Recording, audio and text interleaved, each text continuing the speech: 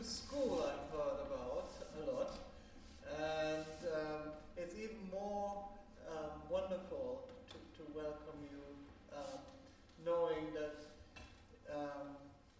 you're in the golden period of your life, and it's very privileged.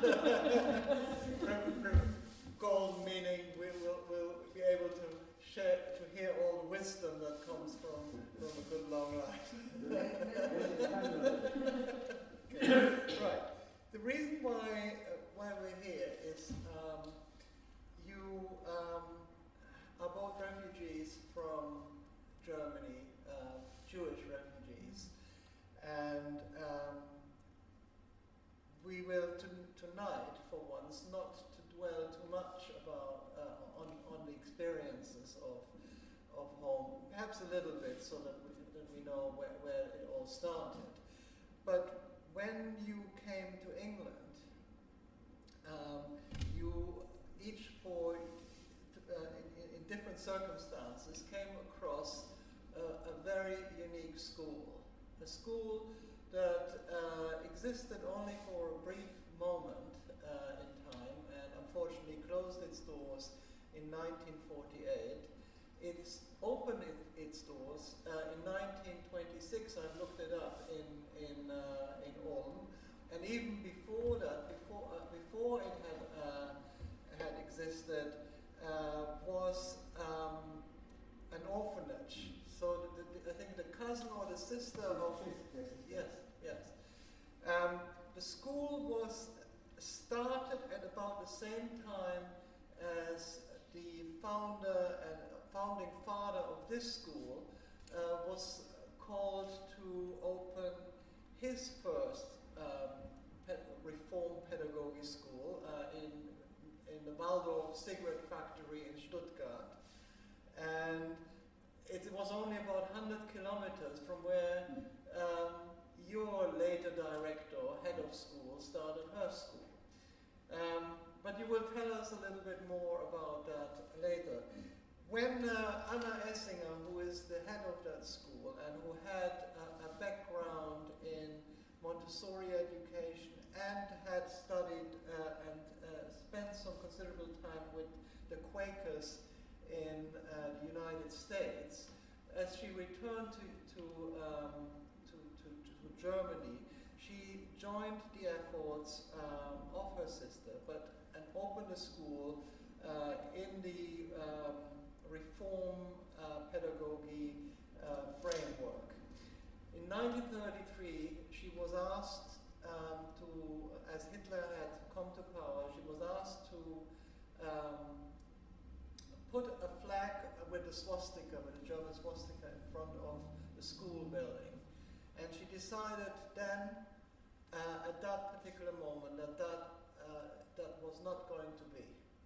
And she decided she was going to go to another place, take the children with her, and set up a school there. There were a number of countries. Actually, England was not the only country she was looking at. I think she looked in Switzerland as well. But it later became clear that she would go to England. And one of the remarkable things about Anna Essinger is that, as in the war years, the place that she found became to be in the war zone, or in the zone that was most under threat from German bombings. She again, in 1940, sought for another place of the school and moved the whole school down to Shropshire, if I'm not wrong, and then moved it back again in 1945, right? Or 1946. So an amazing woman of organization. Just a few points that I wanted to say before we hear our distinguished guests. The reason why I noticed the school is because I was asked to review Frank Auerbach's exhibition last year in London and write about Frank Auerbach. For those of you who don't know Frank Auerbach, he's one of the most famous, still living contemporary painters in this country. And he, as I found out, attended the school that Leslie Brand and Ruth Danson also attended. And he writes in his biography, amongst many things, that the first time he was introduced to art was when he saw a Turner painting in a children's encyclopedia that he was given by one of his teachers. And that's how that was my introduction to your school. And then later I contacted Leslie, who I knew before as a Kindertransport survivor, and said, Leslie, can you tell me about the school that you've been in? And we met and you told me about it. But the school didn't just produce Frank Auerbach. 10 years after it shut its doors for the last time, and mind you, the school was closed because it wasn't, the funds had run out. They've received money because of support for Jewish refugees, and they received also money from the Quakers. But once this immediate need had vanished, it wasn't appropriate anymore to have a school with German-speaking staff and the money wasn't there, and so the school was closed. And Anna Essinger was also at a very high age. She almost was blind and couldn't be teaching anymore. And I think Leslie will tell you that he was thought as one of the people who could actually continue the school, and he had other ideas, unfortunately. But I found out 10 years later that the children that had gone through that school had all become successful in whatever part of pathway they had sought later. And here's just a few names. I mentioned already Frank Auerbach. Leslie Brand is a distinguished immunologist, very well known in his field. There's another man that you may not have heard of, but the program that he inspired, you probably have heard of. If you know the program on Radio 4 called Just a Minute, you should know that Gerald Hoffman, who went through that school, had founded that program, and it's still running today. Yes.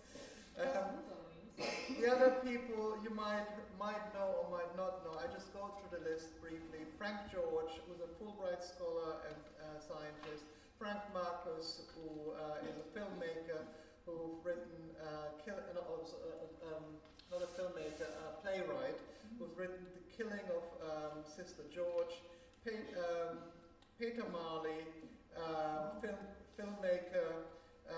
Anne-Marie Meyer, who used to be the registrar of the Warburg Institute between 1939 and 1984, so associated with art. Michael Römer, filmmaker. Helmut Sonnenfeld, who was a special advisor to Kissinger and is labeled the Kissinger of Kissinger. and his brother Richard Sonnenfeld, who was the chief interpreter of the Nuremberg trials, and Howard Jackson, who was at one time the White House correspondent of The Guardian. And it's with him that I wanted to briefly start. They had the alumni of Bunce Court, as the school became known in the United Kingdom, had composed a thank you shrift, a sort of composition of around 40 essays from different alumni, which they composed for one of their beloved teachers. And it is following a reunion. During a reunion. Yeah. Hans Meyer asked us to write short essays about our experiences in school. And so I found one of those letters is from Harold Jackson, the Guardian White House correspondent. I don't going to read you much, except two little points. That when Harold Jackson is not Jewish, unlike many of the other children that went there. His mom was a communist, and English, of course. he's English, yes, and she wanted her son to go to a reformed progressive school. So they went to Shropshire as the second home of that school, and he writes that as they arrived, they were greeted in German in the middle of wartime England, and the mother had no idea that it had this association with Germany, but it all went well in the end. And then he writes in his last paragraphs of his reflections, he writes, "I owe all to Bunce Court. It has served me very well in my life and in my profession. In particular, I owe it to Hannah Bergers, who taught me my German and who introduced me to the lines that have guided me over 6 decades." And he goes on to quote a poem from Fallersleben, which I read it in German and in English. Sperrt man mich gleich ein in finsteren Kerker, das alles sind rein vergebliche Werke, denn meine Gedanken zerreißen die Schranken und Mauern entzwei, die Gedanken sind frei. And in English, if you lock me, I'm translating at the moment, so I haven't written it down.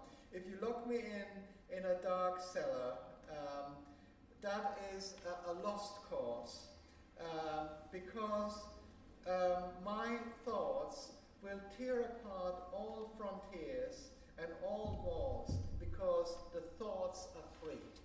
Yeah? The second extract from that little shrift that I told you is from Frank Auerbach. Now I thought I'd bring that along rather than reading you from the book, because this is original and probably hasn't been seen by many apart from people like Leslie and Ruth. And he writes, "I'm putting down," this is the 11th of June 2003, "I'm putting down a few thoughts about Bunce Court at random, when after more than 8 years I had finally left the school. I returned a year later for the summer holidays, painting pictures and doing a bit of practical work. Bunce Court was my home. I felt I had a right to be there. I was not able to pay for my stay, among many qualities of the school. A persuading, tough idealism. I suspect this had something to do with Tante Anna's, which is Anna Essinger, Tante Anna's American background. The US still believes in a better future, not like resigned and tired old Europe." I don't know if he would say that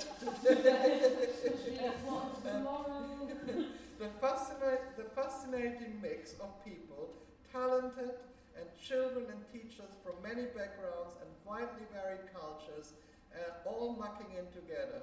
The realization that elaborate possessions, treats and diversions, and to a large extent status and money were not essential to a rich life. The freedom of living in a beautiful, in wartime, fairly deserted countryside and living largely off the land.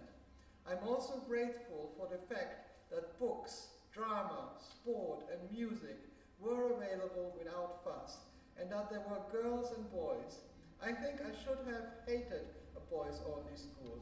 I cannot imagine a better home. And before I hand over to people who can tell you much more about this school, another poem. And it is in the introduction of Bunce Court that Anna Essinger had written, probably as a report to the various fundraisers at the time. It is not a poem of hers. It is right at the beginning of that booklet, and it's a quote from Ruskin.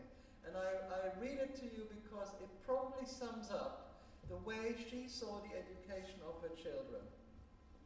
And the entire object of true education is to make people not merely do the right thing, but enjoy the right things. Not merely industrious, but to love industry. Not merely learn it, forgive me, but to love knowledge. And not merely pure, but to love purity. Not merely just, but to hunger and thirst after justice. And with these words, I hand over to Leslie Brett.